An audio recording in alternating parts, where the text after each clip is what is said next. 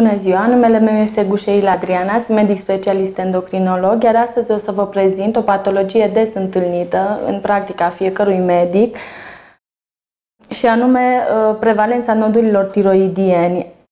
Există în ultima perioadă o prevalență crescută în populația generală, mai ales a nodurilor cu dimensiuni reduse, care nu asociază alte simptomatologie.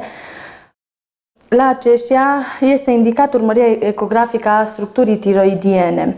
În cazul în care funcția tiroidei este în limite normale, nu este necesară inițierea terapiei medicamentoase. Odată descoperiți, nodulii trebuie urmăriți odată la 6 luni, un an de zile.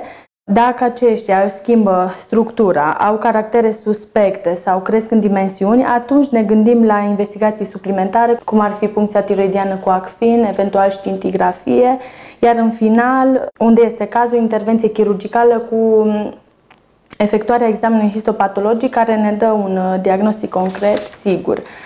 Aici ar trebui să existe o colaborare mult mai mare între medicii de familie, care au în evidență pacienți cu patologie endocrină. Aceștia de multe ori au funcția tiroidiană în limite normale.